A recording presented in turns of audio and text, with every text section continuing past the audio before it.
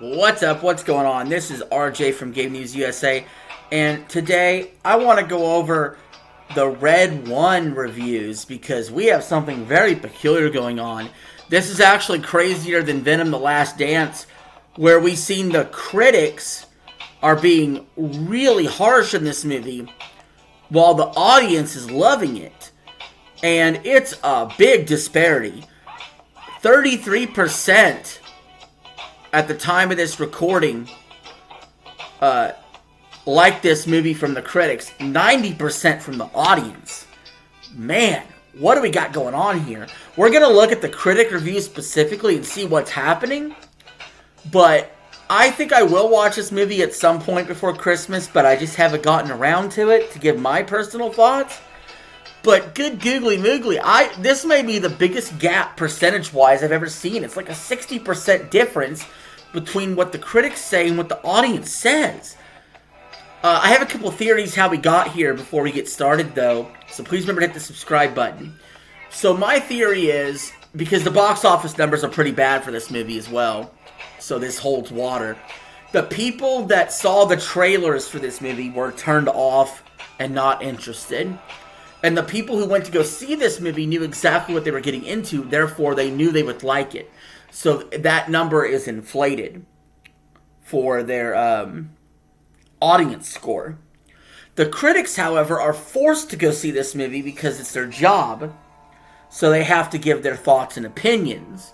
So I think sometimes that's one of the reasons why you see this happen, where the audience score is so high and the critic score is so low. But this is one of the craziest ones I've ever seen in the gaps and the differences.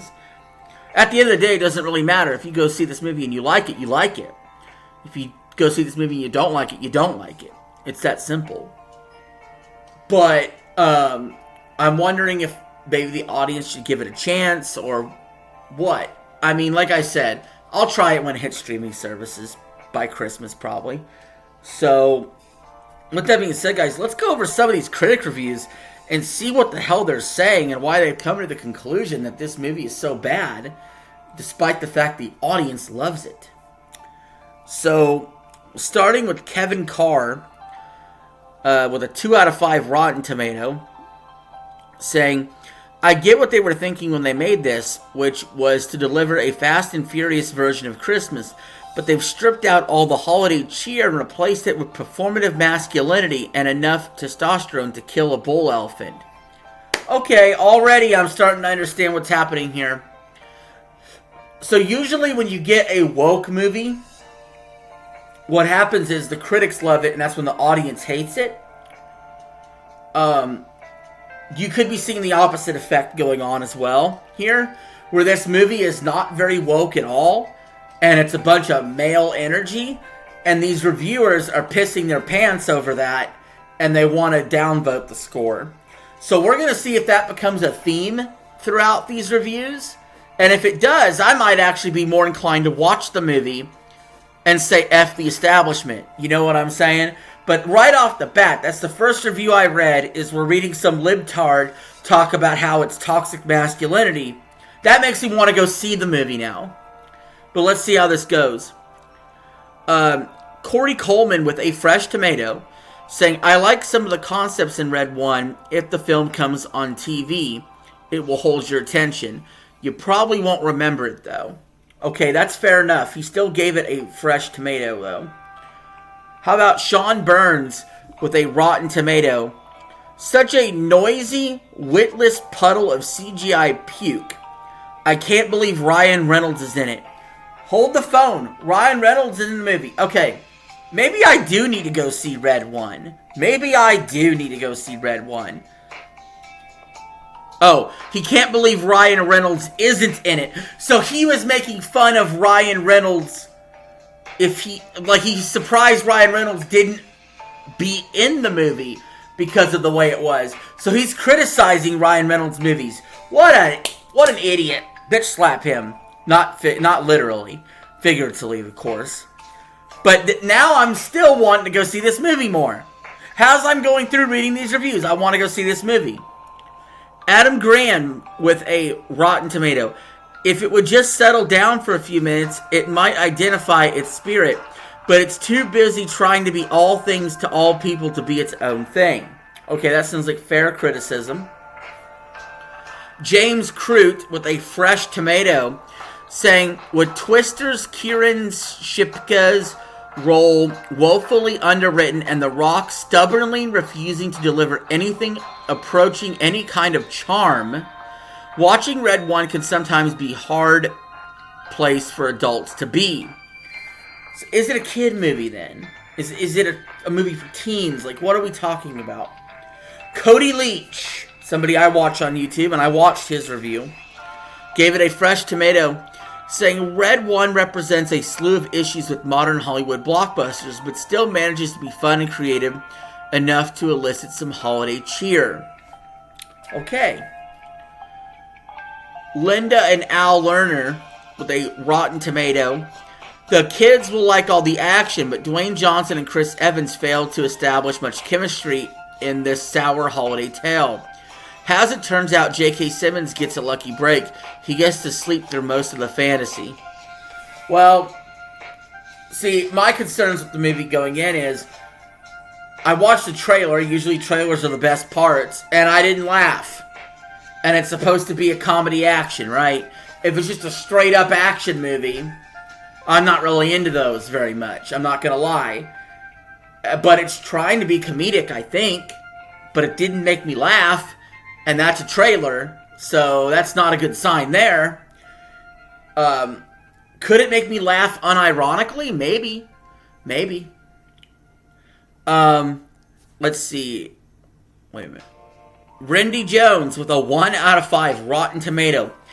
A lifeless, ugly Christmas movie shrouded on CG slop without a lot of joy. That is the harshest criticism we've heard so far. Kevin Ranson with a 3 out of 4 fresh tomato, saying, darker than advertised and somewhat monstrous. More ambitious than it would be credited for. The film takes big swings and only asks audiences to enjoy the ride. Happily imperfect and overstuffed. Okay, awesome. That sounds like a good review. Michael Smith with a 3.5 out of 5 fresh tomato.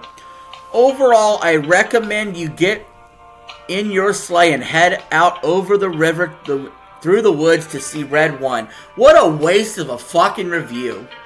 That is all you had to say in a review. Anybody could have said that. You gave no insight whatsoever. Mark Masores with a 2 out of 4 Rotten Tomato, saying it's too bad clever ideas aren't enough.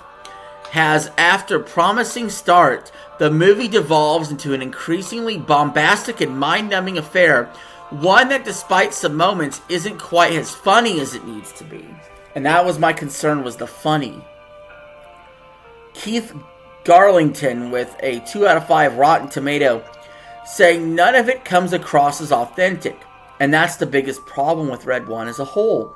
It all feels like a big studio project plucked right off the assembly line, and no amount of star power or big screen charisma is able to overcome that. There's some truth that hit there. How about Mike McGargan with a 1.5 out of 4 Rotten Tomato? All he said in his review was loud, stupid, and filled with ugly CGI. Boy, if I could get paid as a reviewer just to say that. Lisa Johnson Mandel with a fresh tomato. We saw Red One in a 4DX theater, and we were giggling and screeching like school children. We know this because the school children in our screening were doing the exact same thing. How fun is it to shriek with childlike delight every now and then? Okay, interesting. Sarah Vincent with a C+ fresh tomato, saying Red One won't win any Oscars and is not the place to go for originality, but it is dumb, entertaining, fun holiday movie for action lovers who want to give their mind a break. Trust your instincts. If the bit sounds like a nightmare to you, run. Rachel Wagner with a Rotten Tomato. makes the worst sin of all. It's boring. I couldn't wait for it to be over.